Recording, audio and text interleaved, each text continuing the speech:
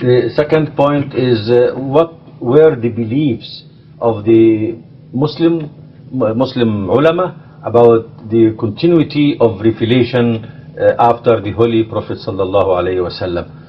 Hudur will please. And what has Mr. Sam said on this? Yes. You see, the revelation from God to mankind, it is highly important to prove the life of a religion. This is the life soul of every religion. If there is no communion between man and God, if God does not show His mercy through His contact, and Wahi means that, then that religion must be dead. Or later on, that God would also die. In the sense that people can't believe in past stories and myths, and if they believe in such things, their belief is also like that, like stories. So that is why it is highly essential for us, for any religious people who believe and maintain that their religion is alive, that they show the proof of the Wahi in their religions. Now that is a logical conclusion. Is it supported by the Quran or not? We'll come to that. Before going into the specific verses of the Quran which speak of continuity of revelation in Islam, let me point out one very important verse of the Holy Quran from which we can imply the philosophy, why this is essential and whether Islam invites the Muslims to this ultimate hope of one's communion with Allah or it does not.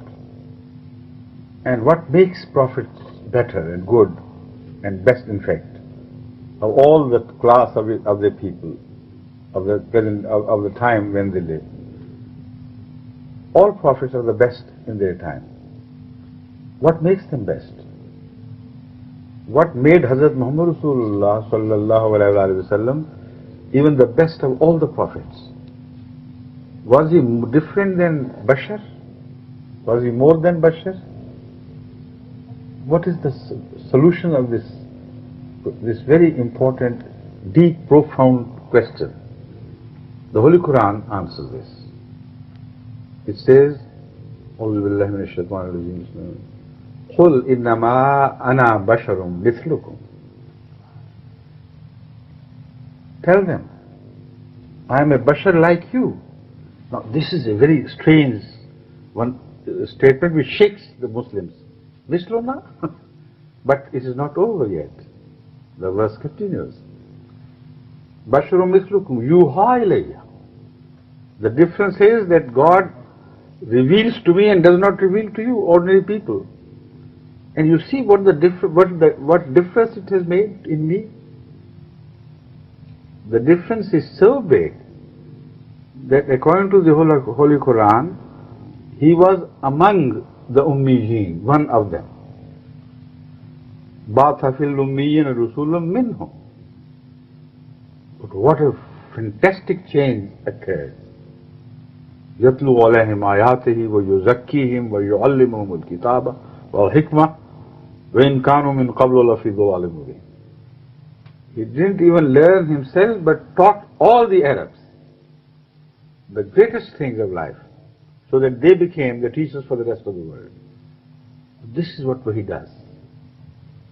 So the second point made in this verse is, to begin with, I am a man like you. Don't think I have been given extra powers. The only difference is that God has revealed to me and that revelation has transformed me. Now, if you desire to be something like me, try to imitate me. If you also want to speak to God and God desire that God should speak to you, this is the question which naturally is raised. And the same verse answers the question. It says, فَمَنْ كَانَ يَرْجُو لِقَاءَ رَبِّهِ. This is the issue. فَمَنْ كَانَ يَرْجُو لِقَاءَ رَبِّهِ فَلْيَعْمَلْ عَمَلًا صَالِحًا وَلَا يُشْرِكْ بِعِبَادَةِ رَبِّهِ أَحَدًا. So, the purpose of wahi is to ennoble people. And without wahi, man is just a small ordinary thing. And wahi has many forms, of course. What forms of wahi are forbidden or stopped, and what forms are continuous, we'll come to that later. But first, let me translate this. Now, the Holy Quran has everything which relates to human people, which is worth anything, is also mentioned in the Holy Quran. Nothing is left out. It's a beautiful system of explaining its own verses with the help of some others. But it requires Allah's help. By your own you can't do that. They're scattered, they're spread out things. If Allah shows you where to find the similarities and this and that, then you can see that. And then it's a beautiful new world which appears from the Holy Quran. Now to show us, to demonstrate the difference between wahi and lack of wahi. There is a beautiful example in the Holy Quran. But let me tell you, this is the way of Allah. Sometimes to teach a lesson to man, even inanimate things are made to illustrate a point. When Moses insisted, I must see you, God said, oh, wait a minute. I am going to have a tajalli on the rock, on the mountain. If this can tolerate, then talk of this. فَخَرَّ مُوسَى صَيْقًا. He couldn't. So through his reflections on even inanimate things which can't think, Allah teaches us lessons. In this respect, God has taught us a beautiful lesson regarding wahi. No sane man after this can ever deny the constant necessity of wahi. You see, وَأَوْحَى رَبُّكَ إِلَى النَّحْلِ أَنِ اتَّخِذِي من الجبال بيوت ومن الشجر ومما يعرشون.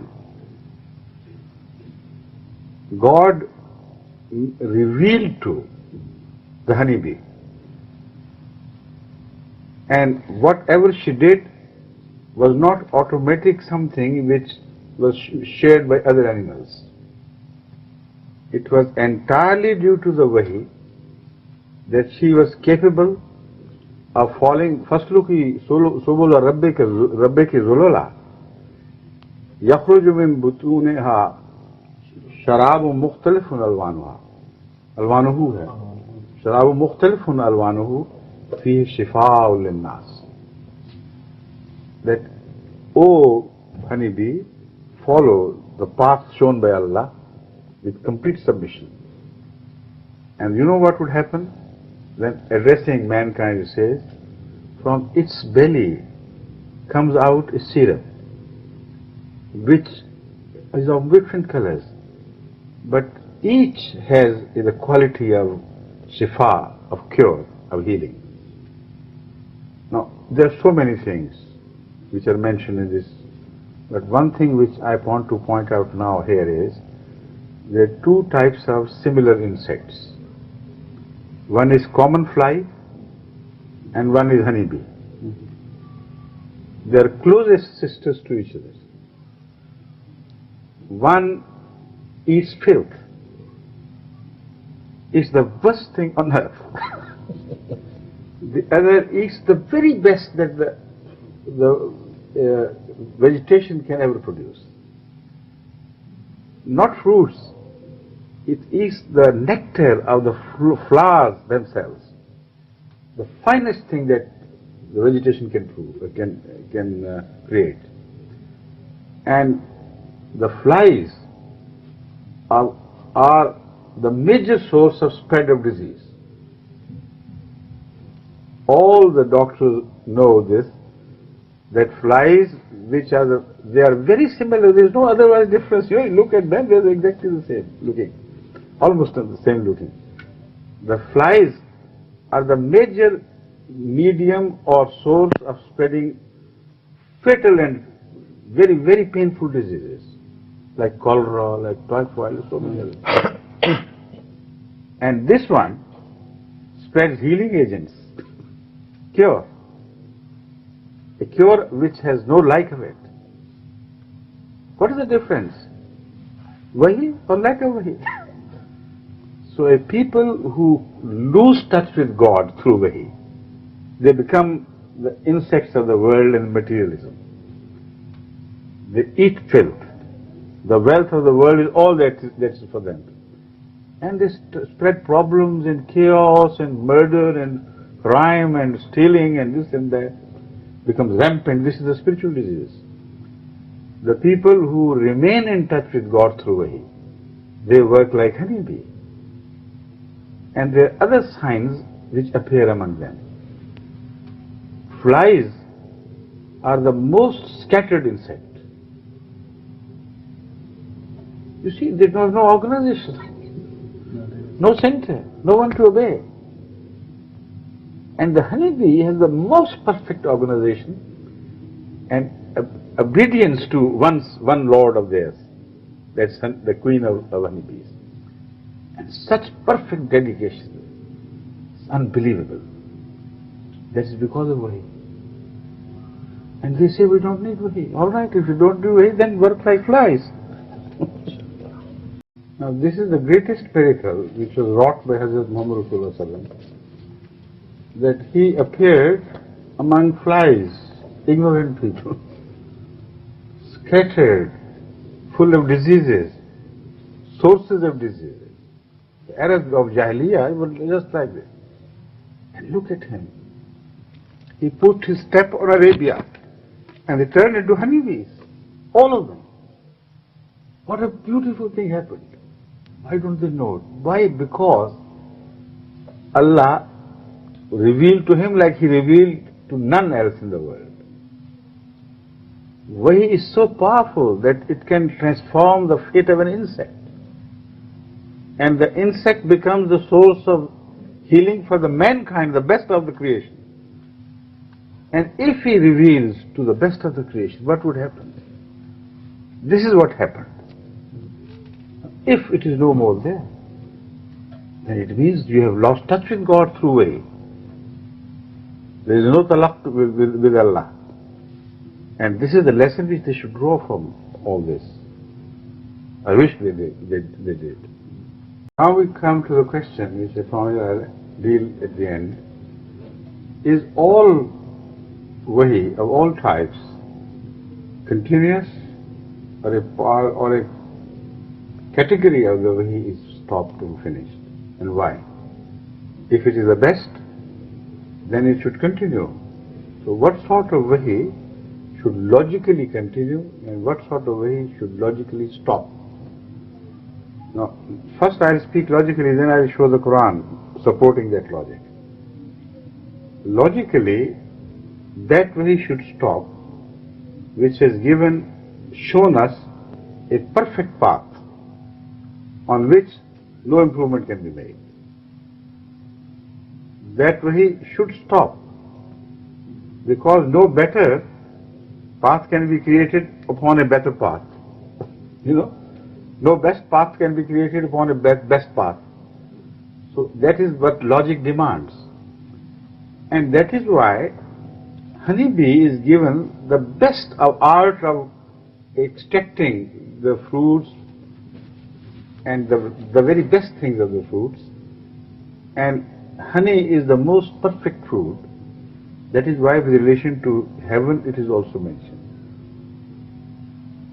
So no other insect is given that quality because that wahi is finished. With honeybee, the wahi of Nahl has come to an end. And logically it should have. So that wahi which speaks of laws, do's and do nots, do's and do nots, which speaks of Sharia, if it is perfect, and if it is decided and declared clearly that this wahi will not be permitted to be corrupted by human hands, Allah will guard it. then how can that wahi continue? It can't add to it, it can't subtract from it. You can't do that from perfection. This is what human logic expects and demands. And the Holy Quran tells us, Al-yawma akmaltu lakum deenakum wa atmamtu alaykum ni'mati wa raditu lakum al-islam deena. There is no room for any wahi pertaining to Sharia. But for God's love, for reform, for liqa'i Bari Ta'ala, to which Allah invites through Hazrat Muhammad Sallallahu Alaihi Wasallam. فَمَنْ كَانَ يَرْجُو لِقَاءَ رَبِّهِ. It's an open invitation for all. What is that sort of way? That should continue, because there is only a means of communion with Allah and a means of love and a means of establishing the existence of God and making people believe as if they had witnessed God Himself. This can be done only with wahi. Otherwise, our beliefs are just peripheral, from around a thing we see. But when you begin to receive wahi, then it's a different type of experience, and then you don't need any external evidence. Then you know. So that is why wahi is essential. Now, of that we have many verses of the Holy Quran which speak that yes, this is true. For instance, Allah Ta'ala in the Holy Quran says, إِنَّ الَّذِينَ قَالُوا رَبُّنَا اللَّهُ ثُمَّ اسْتَقَامُوا تَتَنَزَّلُ عَلَيْهِمُ الْمَلَائِكَةُ أَلَّا تَخَافُوا وَلَا تَحْزَنُوا وَأَبْشِرُوا بِالْجَنَّةِ الَّتِي كُنْتُمْ تُوعَدُونَ. They are speaking angels, they are not dumb angels. If they are not, why does the Holy Quran say that? تَتَنَزَّلُ عَلَيْهِمُ الْمَلَائِكَةُ, and repeatedly they descend, not once or twice. But it's more than that which comes after this. تَتَنَزَّلُ عَلَيْهِمُ الْمَلَائِكَةُ أَلَّا تَخَافُوا وَلَا تَحْزَنُوا وَأَبْشِرُوا بِالْجَنَّةِ الَّتِي كُنْتُمْ تُوعَدُونَ. Do not repent anything which you may have lost. Do not fear in the future, because we have been sent. And we promise you that after death you will be provided with the fulfillment of the promise which God has made you. مَا كُنْتُمْ تُوعَدُونَ. Now, this is very good. It's a promise about the future. What about the earth here? نَحْنُ أَوْلِيَاؤُكُمْ فِي الْحَيَاةِ الدُّنْيَا وَفِي الْآخِرَةِ. Fantastic. We have been sent to remain your friends and never to leave you. We will remain with you here in this world and in the hereafter as well. If this is not wahi, what wahi is? A wahi, continuous wahi. A wahi which those who bring that wahi, they say, we have been ordered to remain with you in this world. Don't be afraid. So when you have angels living with you, what is the fear for? There's no reason for to be afraid or to be repentant about something. There's so many verses, but I think they should be sufficient. But one verse I would like to explain, another one in this context, which speaks of God directly coming into communion. Not even angels are not even mentioned. إِنَّ اللَّهَ يَسْتَفِي مِنَ الْمَلَائِكَةِ رُسُلًا وَمِنَ النَّاسِ. It doesn't say إِنَّ اللَّهَ كَانَ يَسْتَفِي. إِنَّ اللَّهَ يَسْتَفِي مِنَ الْمَلَائِكَةِ رُسُلًا وَمِنَ النَّاسِ. Allah is all, powerful. Whatever He desires, nobody can stop His hand. Those who say Yadi Yadullah Maghlula, those who say that God's hands are now closed, they are Jews. See? If you want to be Jews, it's up to you.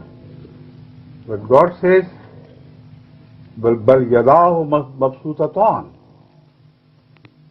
His hands are not closed, open. What To whomsoever He pleases, He gives. So this is a verse which indicates exactly the same thing. Inna Allah yastafi min al-malaikati rusulan min nas. It's for Allah to choose. Whomsoever He pleases, He may choose. And He chooses angels to deliver His messages. And people as well. Now, this verse relates not only to the past but to the future. If we had come to a stop and finished altogether, why should Allah have said that? So one should never try to stop Allah's hands or declare it closed, because it's a very grave crime against which God has already warned in the Holy Quran, that this was the belief of the Jewish people when they had become corrupt and had gone astray. Now this question can be raised here. Let's finish it to the end. That this verse which I have quoted, it speaks of Rusul. And yastafi min al-malaikati rusulun wa min al-nas. So if it is a continuous process, is it possible for God to send a prophet again? And again it will contradict, they think, some of them may think, what I have stated. Al-Quran has become Kamil. Al-Sharia has become Kamil. And we have witnessed Itmam Ni'mah. Everything is first class, beautifully complete, no change. God has promised, I will save. So why should God say this? Inna Allah yastafi min al-malaikati rusulan min al-nas. The answer to that is that all prophets of Allah, all messengers, do not bring a new law.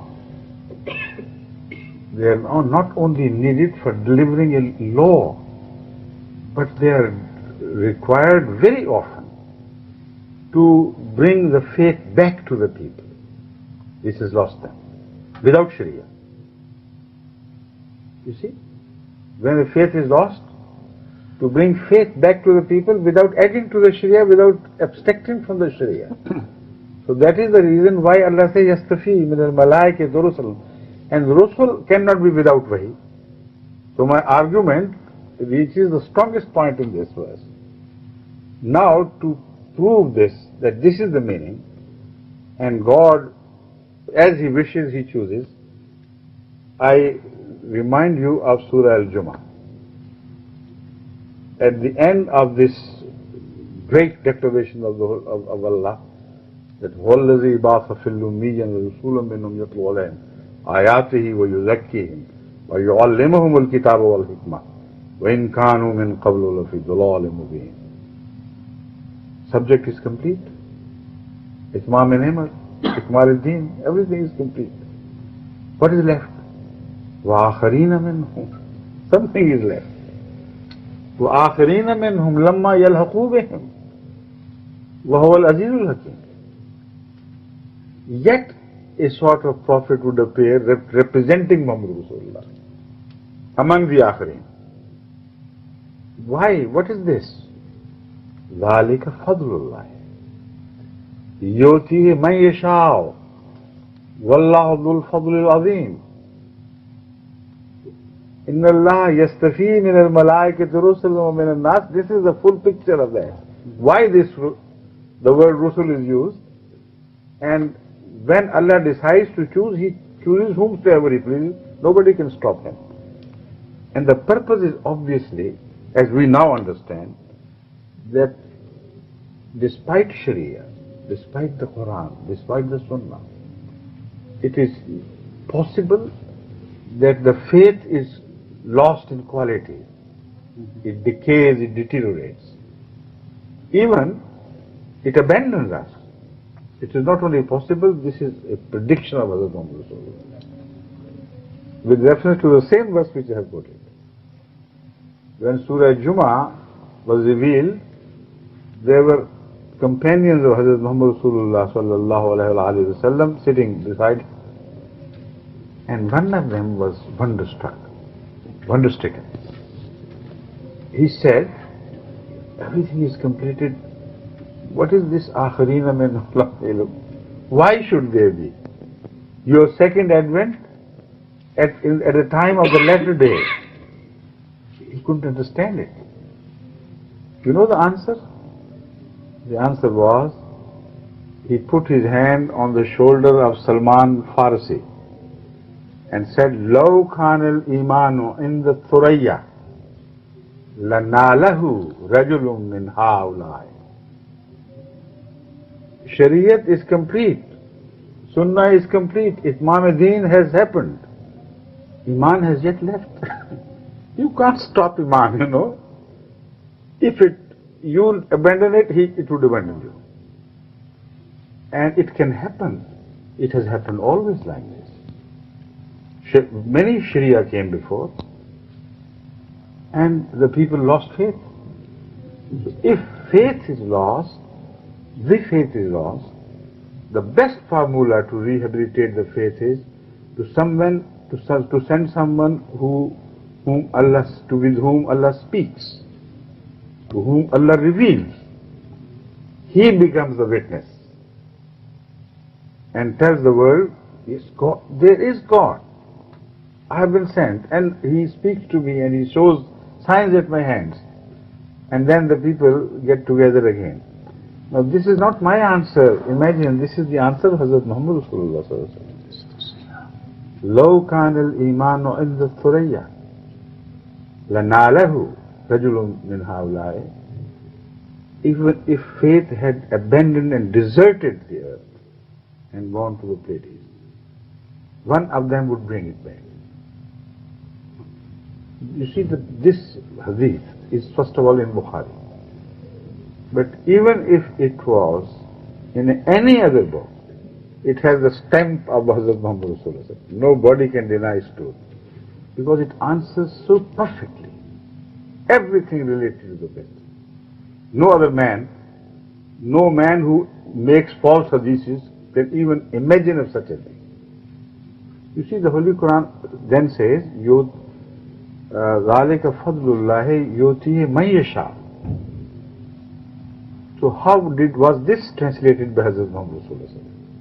How was this explained? All the companions sitting were Arab shoulders. I mean, metaphorically, they offered Arab shoulders. There's only one who offered a non-Arab shoulder. That was Salman. So he didn't choose an Arab shoulder, being an Arab himself. Put his hand on Salman's shoulder and said, Law kana al-imanu inda thuraya lanalahu rajulun min haulai. That is Ajami. And this is the explanation of the last bit of the Quran, about which the question was raised. ذَلِكَ فَضْلُ اللَّهِ يُؤْتِيهِ مَن يَشَاءُ وَاللَّهُ ذُو الْفَضْلِ الْعَظِيمِ.